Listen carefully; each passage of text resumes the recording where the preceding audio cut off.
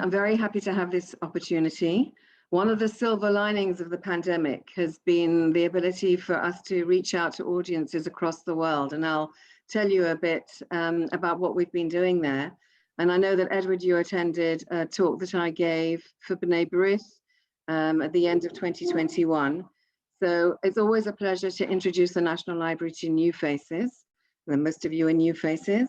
There will be maybe some overlap if some of you, I don't know who was at the B'nai B'rith, and we also had a session with Jewish Book Week recently. And what I've done is I've tried to bring together some of those sessions and also add some updated images of our new building, some of which I myself have only just seen today, as I've been gathering them from colleagues.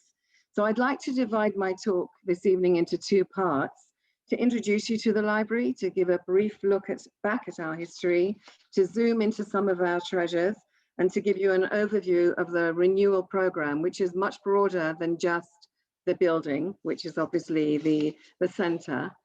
And then I would like to give a preview of the new building, which is opening at the end of this year, and to focus on the Letters of Light, which is a feature that will be in the grounds, an environmental sculpture in the grounds of the building. And this sculpture has a special connection with Yom HaShoah, Holocaust Remembrance Day, which we're marking tomorrow evening. So I'll talk a little bit about that as well. And then I hope we've got time for some questions. So I'm going to share my screen now. And there's always this frisson of concern that it won't work, but let's just hope it does. Here we go. Can everybody see my screen? That is fine, thank you. Yes, good, lovely. Okay. Well, here we just a quick glimpse. These are the Ardon windows. If you come into the current building of the library in Givat Ram, these are, many people know about the Chagall windows in the hospital of Hadassah in Ein Kerem. These are absolutely beautiful windows, which sadly we won't be taking with us, which really depict the universality of our collections, the way it roots back into the history of writing. They represent the first verses of the second chapters of Isaiah. And you'll see on the right, a representation of the turning spears into pruning forks and into spades, and the sort of old weapons at the bottom. If you can see the right hand, there's those red metallic shapes into the more optimistic pastoral images of spades and working the land. So this is something that I'm just sharing with you from our old building, because it really is a sort of central feature. And first of all, it's important to explain that whilst the State of Israel is just over 70 years old, 73 next week, this year the National Library will actually mark 130 years since its initial conception. Our collections have developed since 1892, and each layer added to our collection is another part of that conversation, the dialogue between writers, thinkers, researchers, scholars, historians through the generations. So here's an image of our original reading room, the Midrash Abarbanel, which was set up in Jerusalem with the support of B'nai B'rith to hold the collection that had been gathered together in Poland by an eye doctor, Yosef Chazanowicz, who had, amongst others, had written about bringing together in Jerusalem the outputs of scholars and sages, so that people there can benefit from the treasures of Jewish learning. It wasn't actually conceived as a place for the wider public, or for public engagement, as we say these days. That wasn't to happen until over 100 years later. But now, just going back to the story of the library, our next home, after there's many iterations of the concept of a national library, which was mentioned at the Third Zionist Congress. And our first proper library home was here in Mount Scopus, when the Hebrew University opened in 1925, where we were based at the Hebrew University in Mount Scopus, which had to be then abandoned during the War of Independence in 1948. You can see here, this is outside Terra Sancta, which is still standing in the center of Jerusalem. these armored vehicles and ambulances, which I think many of you will have heard about, how the double walls of the ambulances that had weapons in them going up to help those defending Mount Scopus. On the way back, in those cavities, there were books as they were evacuating the library. You can see here some pictures of them evacuating the library. And then we didn't have a proper home. We were scattered around Jerusalem, including in Terra Sancta. And here there is the, you can see how they didn't even have an elevator there. They were taking books up and down between the different departments. And eventually we came in 1960 to our current building on the Givat Ram campus of the Hebrew University that was opened after the War of Independence and through till the Six-Day War. And this is where we are now. And then in 2007, the NLI embarked in a very ambitious program of renewal. I won't go into all the circumstances, but it developed a law of the National Library. You have to remember that by 2007, there were another 6 universities established in Israel. Why would we be hidden away in the campus in Givat Ram, beautiful though it is? So this mission statement separates us from the library, from the university, and establishes us as a national library should be, as the British Library, the Library of Congress, the Bibliothèque Nationale de France. So we are now an independent body for the first time in over 100 years. And this law was passed in 2007. I'm not going to read out all the goals, you can see them here. You would expect a library to collect and preserve. Developing and endowing collections means sharing them. And that word endowed is very much part of the renewal in terms of wanting us to be open and accessible to the people of Israel in all its diversity. We were talking earlier that the National Library, our staff are Jewish and also Arab and Christian and some non-Jewish other religions in our staff. But we want to be accessible to the people of Israel, all of the communities, and also to the Jewish people. And a major milestone, of course, of the physical manifestation of the renewal program will be reached at the end of the year when we move to our new landmark building in the center of Jerusalem. And here's just a preview of the reading room. You saw our other reading rooms just now. But I will go back to that and you'll see some more images later. But I just wanted to show you that journey that we've taken at the core of the library, which is the reading halls, the reading rooms. And the main focus of the NLI's renewal program for reaching new audiences within Israel has focused on the education and cultural programs that are bringing new audiences into our building. Before that law, children under 16 couldn't come unaccompanied into the Givat Ram Library campus. Now we are crowded with school children from all parts of Israel and coming into school activities and then activities during the summer. So it's really changed the tone of the place, but we still need to be there for scholars that want to sit quietly, as you would imagine in libraries. And we needed to now have a state-of-the-art building that will be able to serve both those purposes. But more importantly, not more importantly, just as important as the renewal within Israel, we are engaging internationally through an extensive program of digitization, making our collections accessible through online platforms and blogs. There are millions of resources that we digitize. I invite you, I think afterwards, Edward, I'll send you a list of links, to some of the resources that I'll be mentioning during this presentation so that you can, at your leisure, sign up to get our newsletter or to attend our cultural events and to browse our collections. And there are some stunning collections online that you can enjoy.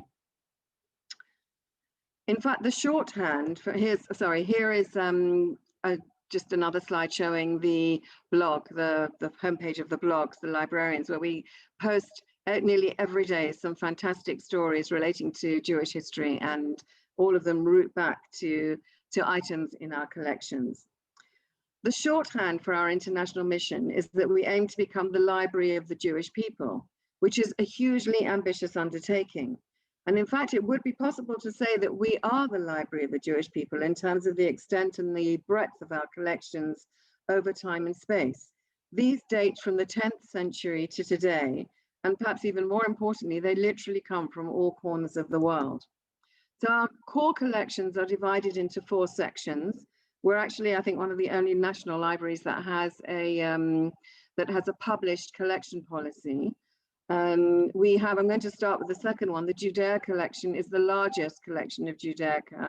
We collect anything that's been produced by Jews, about Jews. We have many collections from communities that no longer exist. Associated with the library is the Central Archives for the history of the Jewish people, and we have many community archives that have found their way to Israel. They will be joining us in the new building.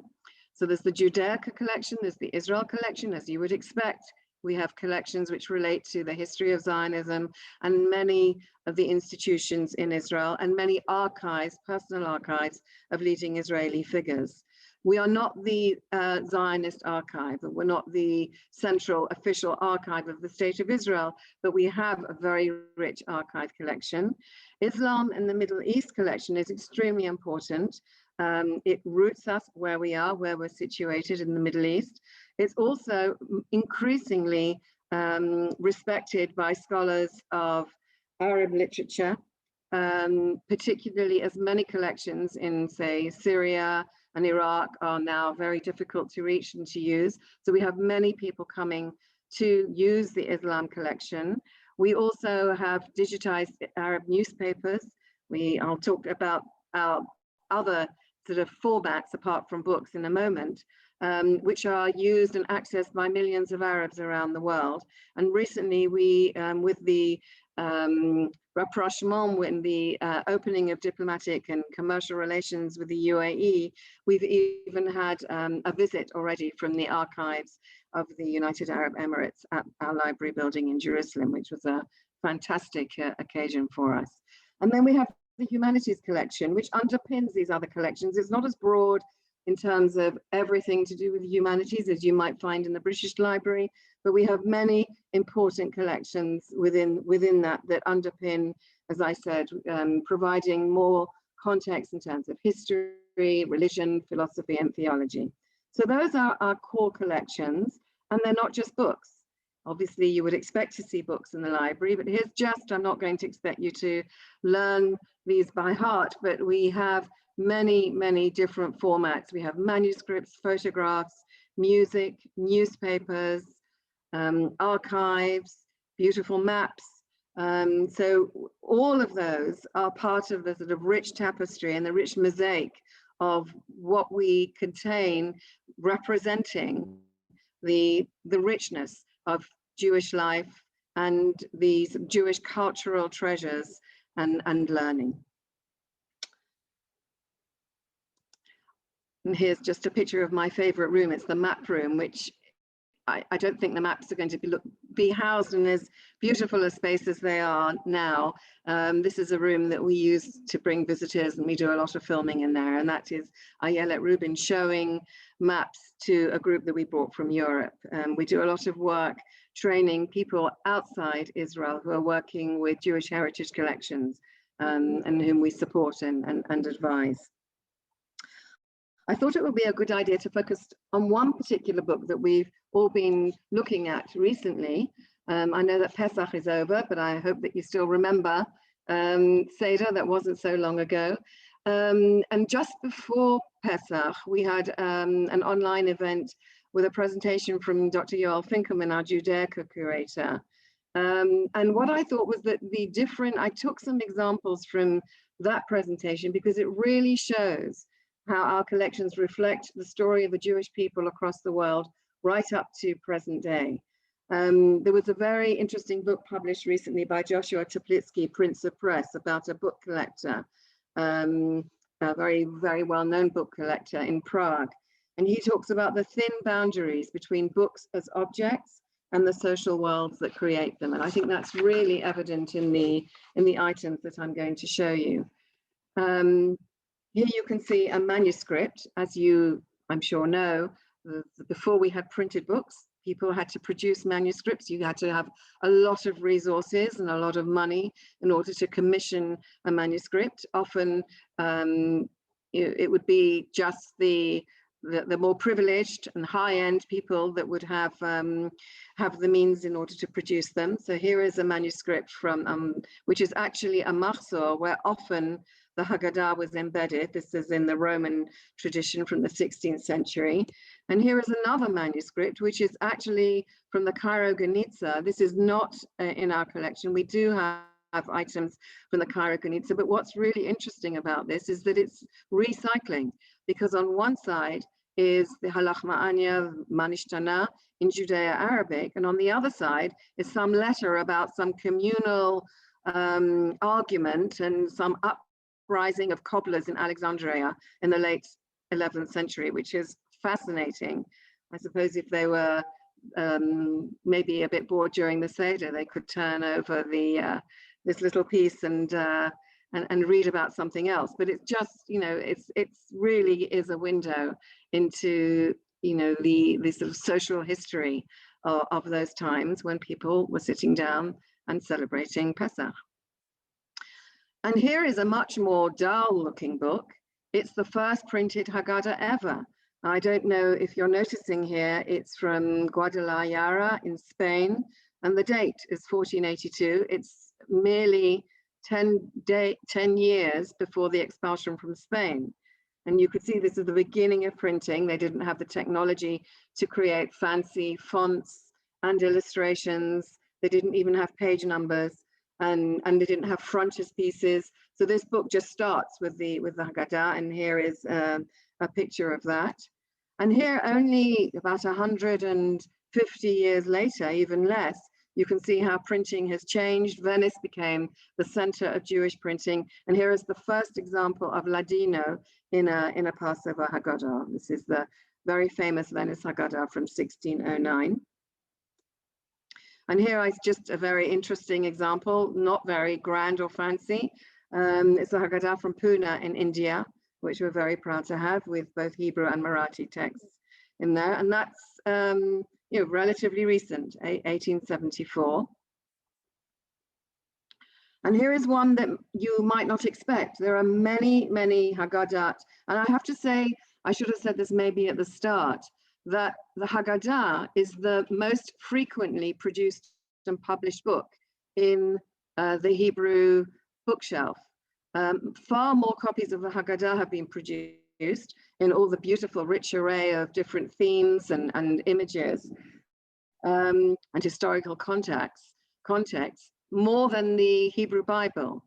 If you were, I don't know about your homes, but I know that we have lots and lots of different Haggadah on our bookshelves at home. And I think somebody coming in, looking at our bookshelves, would think that maybe Pesach is something that lasts for 6 months, if you were going to be going by the number of books relating to the festivals on our bookshelf.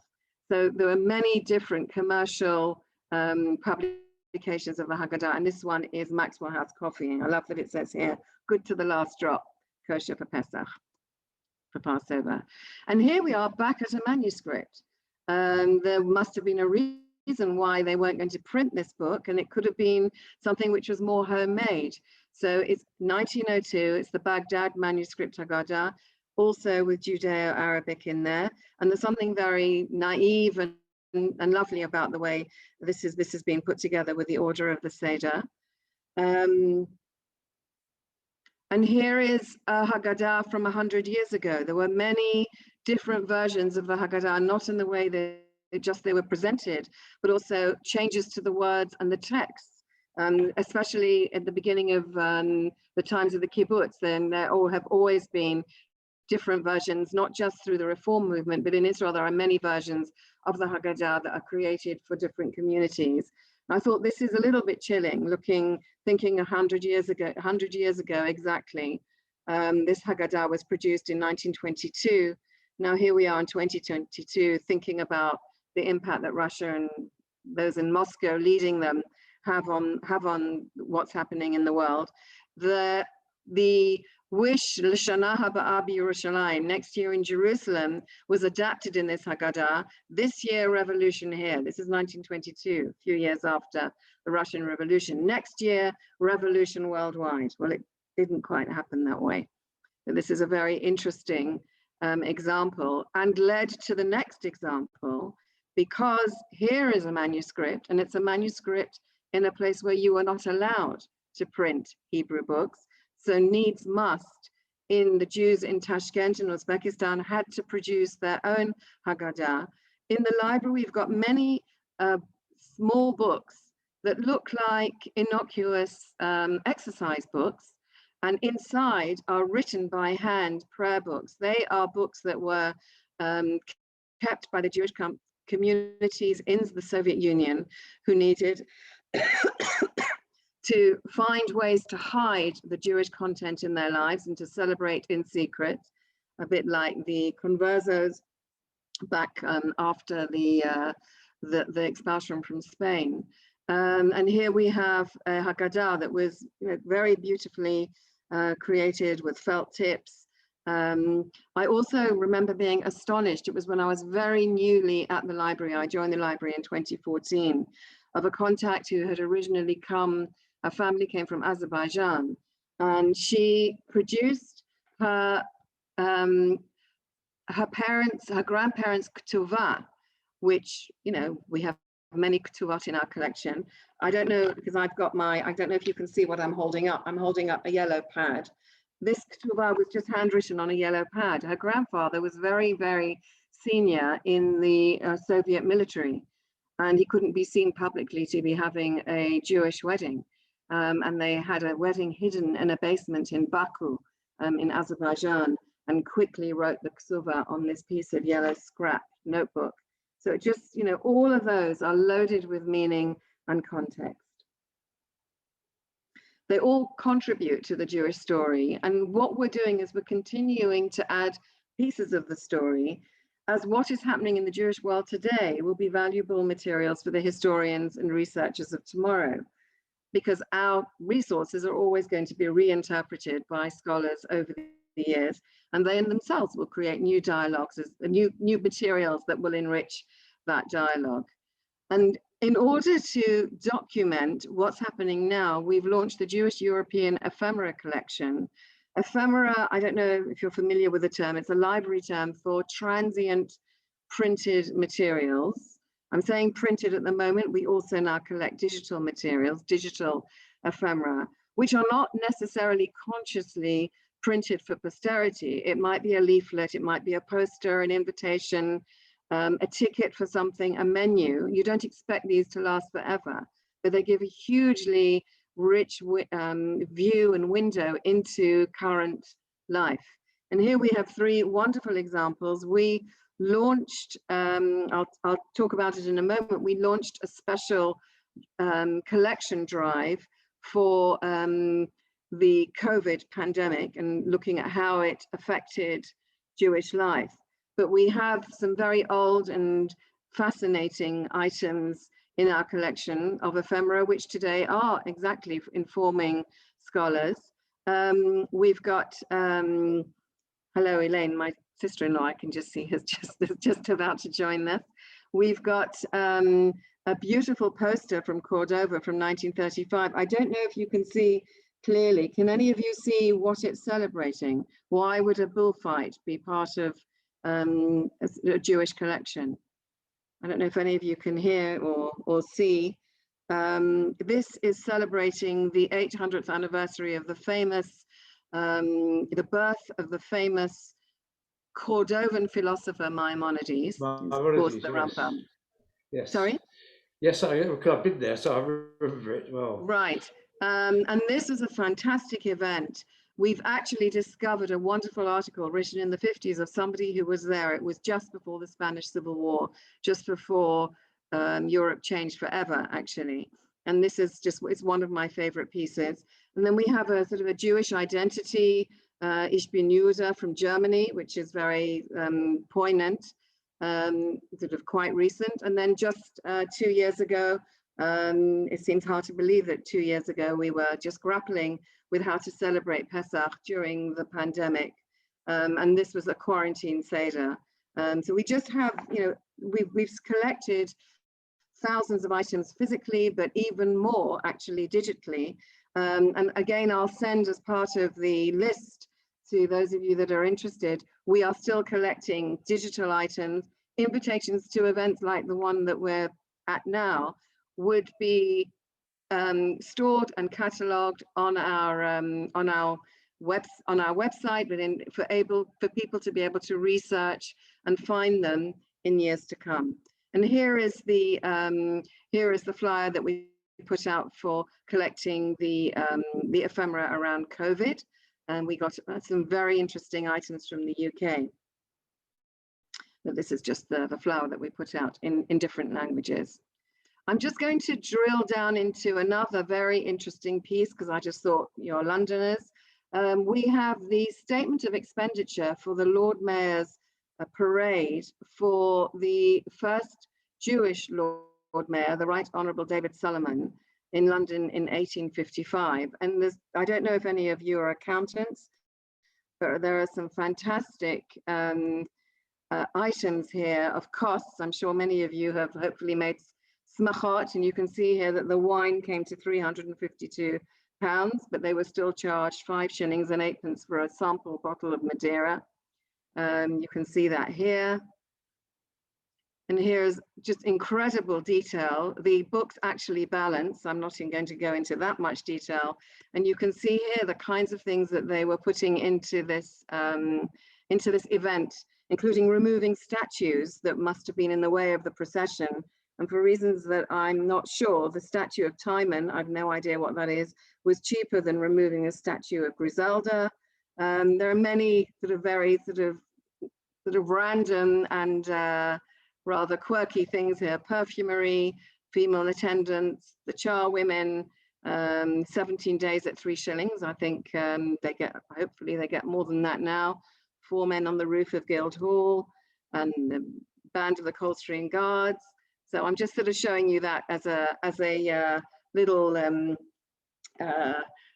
little taste of something from your own history. The amazing thing is that about the National Library is that we're bringing all of this together in one place. The books, but also the documentary evidence and the archives of the communities that created them. And of course, these aren't just in Jerusalem, but they're online. But we have a challenge in how we make these, how we actually fulfill this mission to be the library of the Jewish people. It means much more than collecting, but also reaching out and engaging with the Jewish people across the world. And that's very different, and it's very complex, and it has many challenges. How do we make people aware of our collections? How do we generate that personal and even an emotional connection to them? How do we bring them to life so that people think that our items, our materials are relevant to their lives today? So this brings me to the program that I have the privilege of leading at the National Library. It's called Gesher l'Europa, A Bridge to Europe. It was conceived by the library in 2014 together with the Rothschild Foundation Anadiv Europe as part of our renewal. And it's aimed to connect Jewish heritage institutions and communities in Europe with the library, with both our collections and our people. When I showed you the image before, there was a picture of people that we were hosting for a course.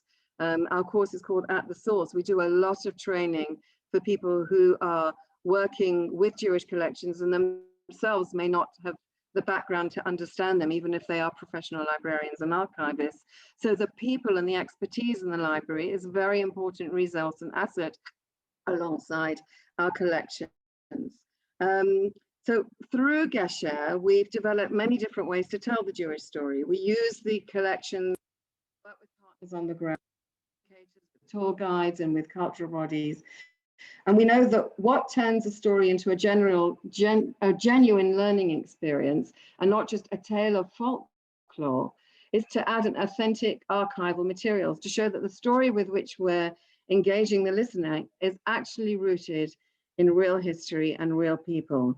And of course, the Jewish story is continuing to play out in different ways across the world. And it is a challenge being in Jerusalem, away from the source of the origin, and many items are in Hebrew text. This would be challenging for somebody, even somebody who is very accomplished at reading Hebrew. This is the Pinkas Kehillah, the community register from the community of Verona, which is used greatly by scholars. But we need to find ways of making these things come to life. And sometimes a very small item can be very powerful. A prayer book that someone's kept in a time of difficulty. For example, we have Natan Sharansky's archive. He's given it to the library. He has not yet given us, and we hope he will live long and keep the prayer book that he has with him all the time, the Tehillim book that was given to him by Avital and that he kept in prison and beyond. And here we also, I'm assuming you will have heard of Hannah Senesh, who is an iconic heroine from Hungary who came to Israel and really immersed herself in life in Israel, and then was parachuted back into Europe and was captured by the Nazis. She was parachuted into what is now Croatia, captured by the Hungarians.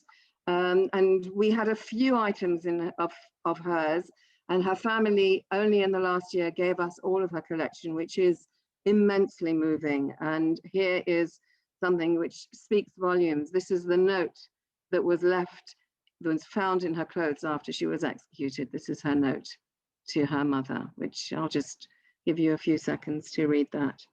Because again, that is just so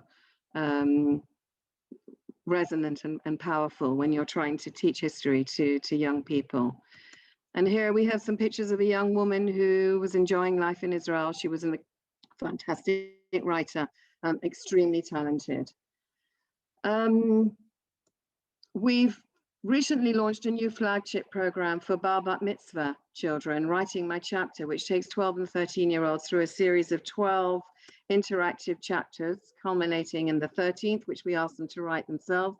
Again, that's something that we're just launching, and it's very pluralistic. It's very open to people interpreting the concept of coming to Bar Bat Mitzvah in their own way. And we root it in a text, but we bring in many materials from around the world.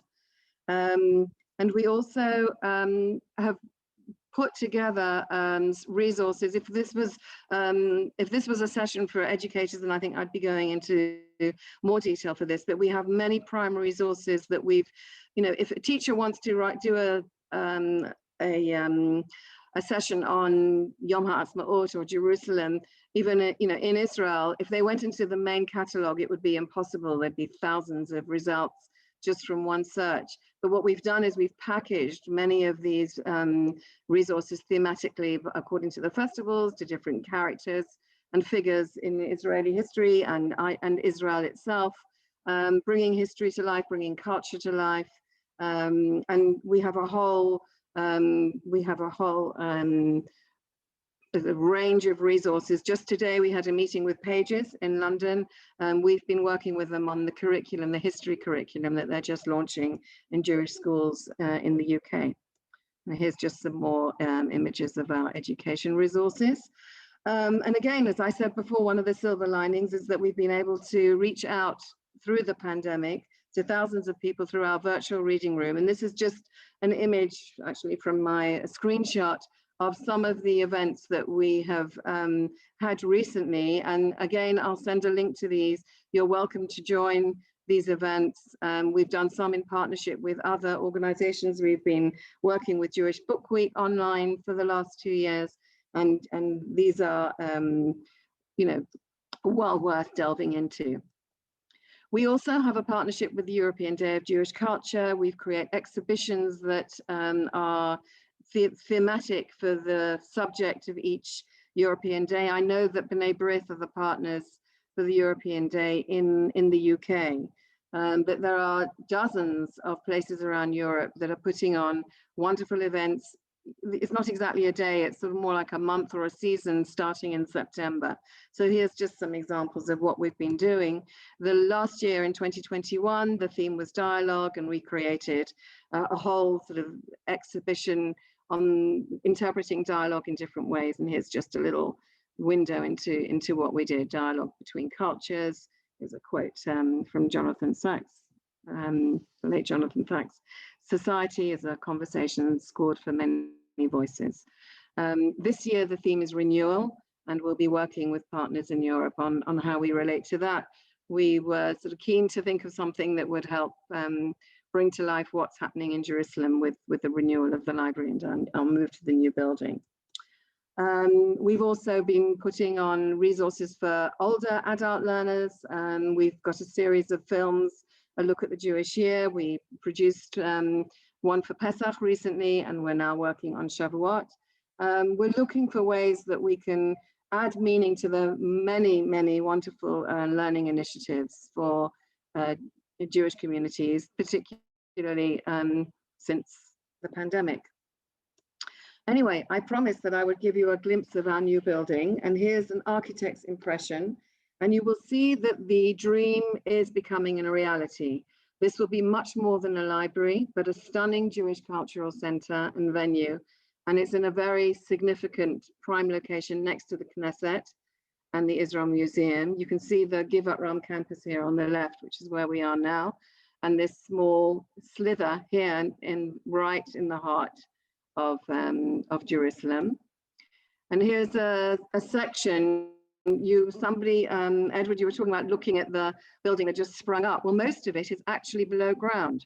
What you can see outlined in the green is above ground, and above there are offices, but most of it is below ground. And the first thing that they did was dug a huge hole in the ground.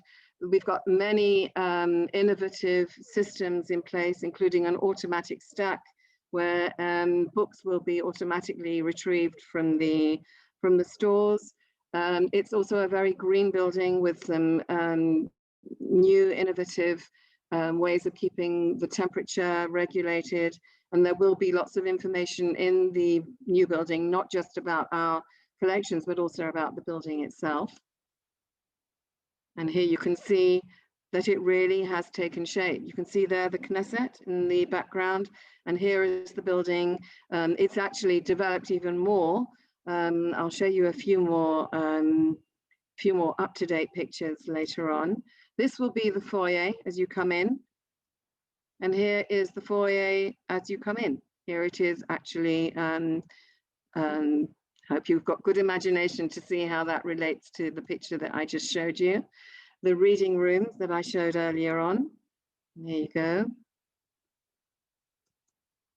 And here's the reading rooms. Here's the circular, the sort of light coming through, very much envisaged originally by the architect as a sort of, you can see this little sketch, the Herzog and de Mauron, the architect, created just enough for the first meeting, the sort of drilling down and bringing the light in right the way down through the floors to where the actual stacks are, and the way the building needs to connect with the different functions that the library will have. And here's some more images of that. We're going to have a wonderful education center and a children's library. And these are images that I just got today from the curator of the permanent exhibition, where for the first time we're able to have a permanent place to show our treasures. There's a room in the British Library, and this will be even bigger and thematically arranged. And we will also have temporary exhibitions which have already been mapped out for the first few years. I strongly recommend it when you're in Jerusalem and when we're open to come in to see both exhibitions. At the moment, if we want to show somebody a book, we have to order it.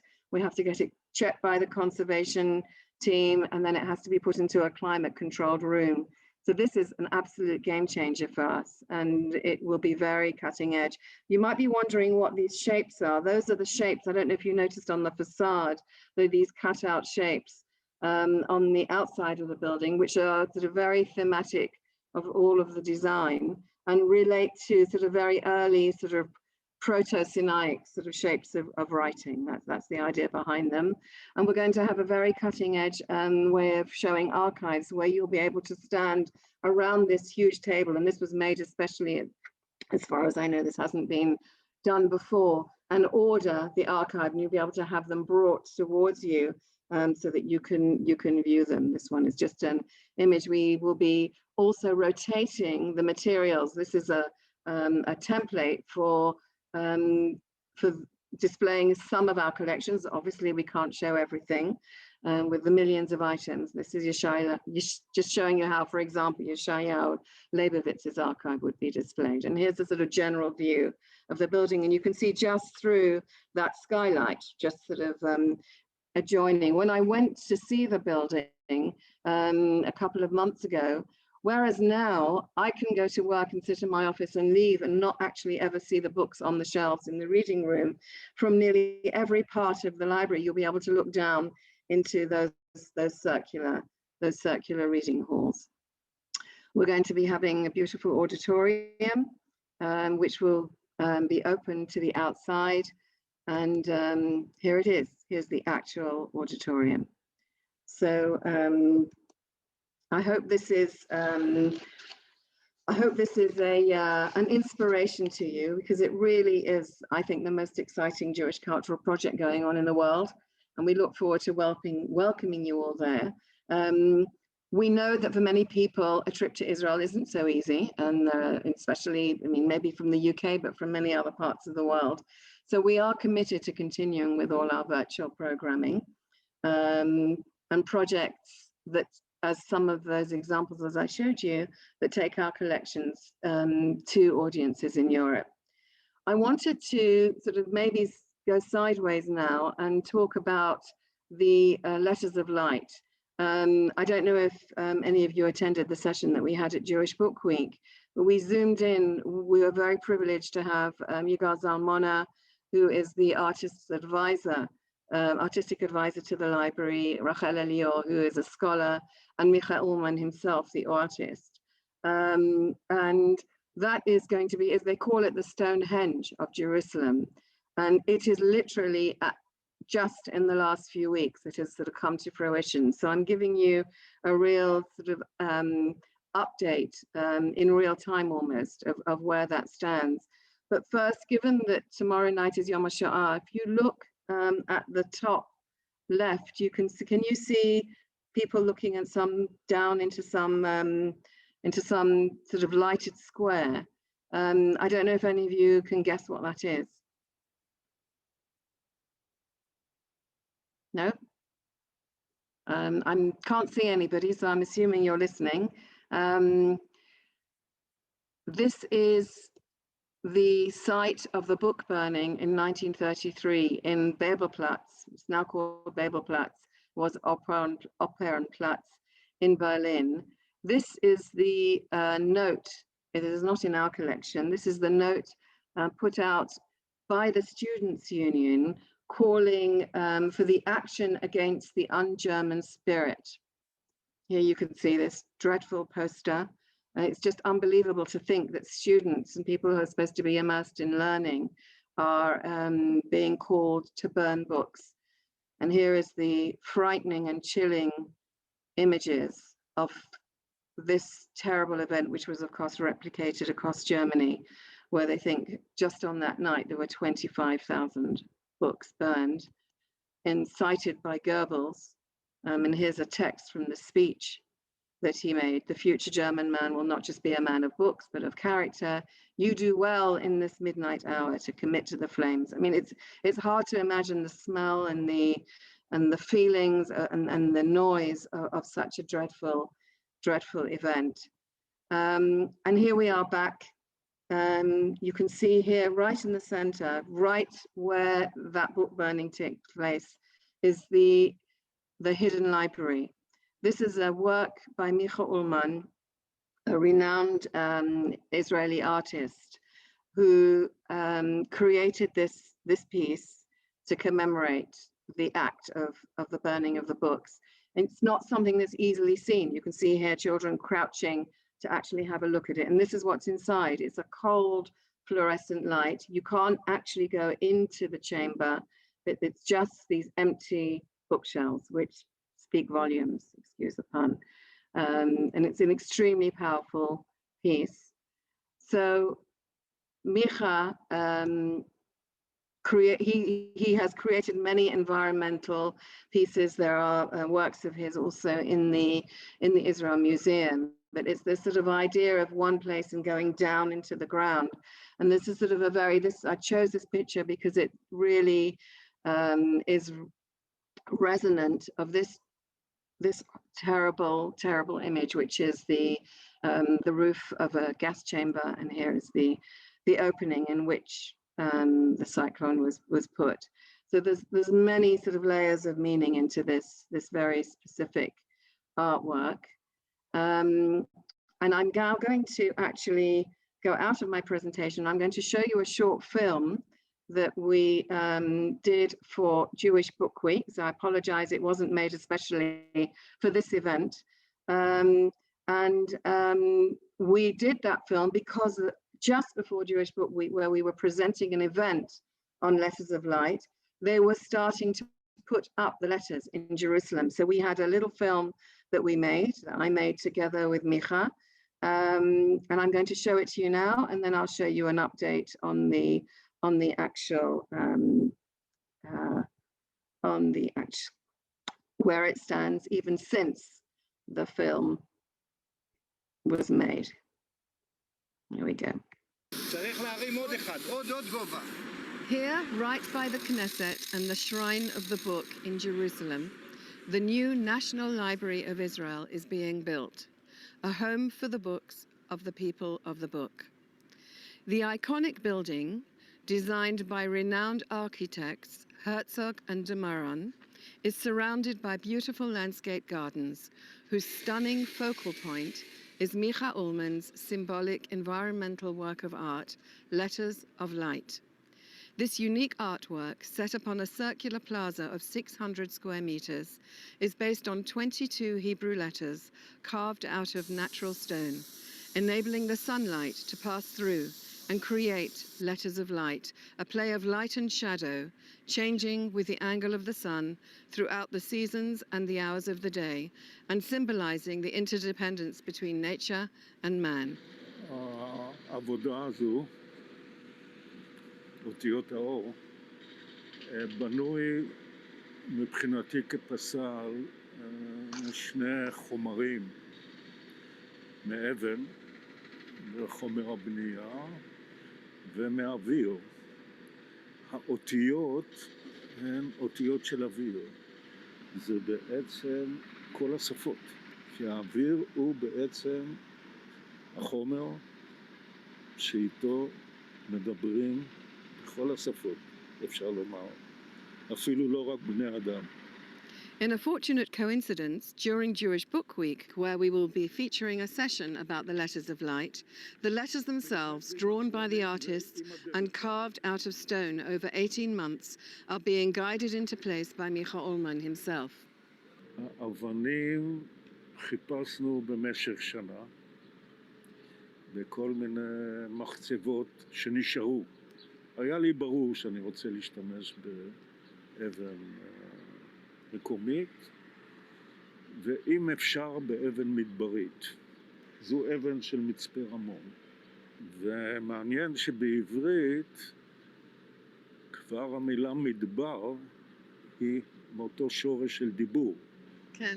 איך אתה מרגיש שאתה רואה את הדמיון מתממש כאן באתר? ממש, ממש. ברגעים האלה, זו פעם ראשונה שאני רואה אות עומדת בשטח כפי שהיא צריכה, לא בדגמים ולא בתוכניות ולא בדמיונות. זה באמת הרגע הכי מרגש מבחינתי. האות היא בעצם החלל, את רואה את האות כף, כן. הכתיבה היא בצל, קליגרפיה של צל, שמשתנה כל הזמן. כולל הצל של הצופה זה שיתוף פעולה עם השמש.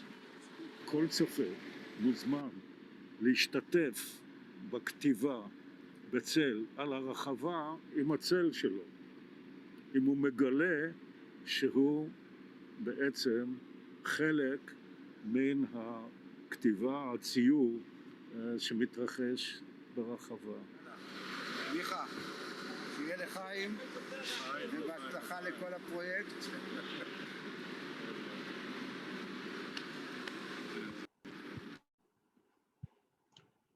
All right, that was a very special moment. And now I'm going to, hang on, I'm just going to make sure that I stop the film. I'm going to go back to the PowerPoint and just show you since March where this amazing sculpture has developed. Here we are. So after that very chilling, I wanted to have a sort of a different, I wanted to break after showing you that awful image from the gas chamber and show you some of the film. And these are the images of creating the items. And you remember I was talking about the hidden library under the ground. Here is another chamber. All the letters, except for the guttural letters, are in those pillars around in the circle, around these cutouts in this underground chamber, which unlike the one in Berlin is actually accessible. And of course, the whole metaphor is this is the appropriate answer to the burning of the culture in Berlin, to put something like this, the corollary of what Micha did in Berlin, next to the home of the book, of the people of the books, and to show, you know, how we've survived and flourished in the most wonderful way. So this will be a chamber that people can go into, and that at certain times it's very much a dialogue with nature and with the sun. This will be something that changes with the season, in particular the equinox. Micha was very particular. This is an Aleph, an A, and the Alif, which is the first letter in the Arabic alphabet. That will be visible when you go into the chamber, like this here, and this is it really. That's what's so amazing, and this is what we now have on the. This is when I was there making the film. We had they were just putting up the yud and the kaf, and here we have all of the letters. And it's not, what's really interesting, it's not the aleph bet as you know it. You can say, okay, here's the aleph, therefore the next one is the bet. He has organized them according to the part of the mouth that is used to, he's very interested in how speech has been formed, and that it's not, you know, we take it for granted that we know what words to say and we know what sounds to make with our mouth. He's very interested in what's made with the throat, with the tongue, with the cheeks, with the lips, and that's how these letters are organized. So, you know, even, you know, adults, not only children, would have to sit and think, what letter is that? And looking at the shadow, which will change with the day and with the seasons. It's sort of like a sundial. Rachel Elior at the Jewish Book Week event was talking very emotively and very spiritually about the history of the calendar and the way we measure time. And something that really stayed with me was that she was talking about, you know, the cosmos carries on, you know, we carry on turning around the sun without humans. It has been and it will continue. But the way we organize our time and we define time as part of our civilizations is very much an expression of freedom, which was a very nice thing to think about when we were thinking about Pesach and me, you know, celebrating our freedom. Slaves don't need a watch. No, they aren't in charge of what they do and when they do it. But the ability to arrange our time and to think about how we want to use it is something that we don't always appreciate. We're always very pressurized for time. But that was something that I took away from what she was saying. So this is just another picture of Micha and the Aleph, and I think that's a good place to end this presentation and to thank you very much for listening. We say that the next chapter is beginning in the library in Jerusalem in December. And you're warmly invited to join us.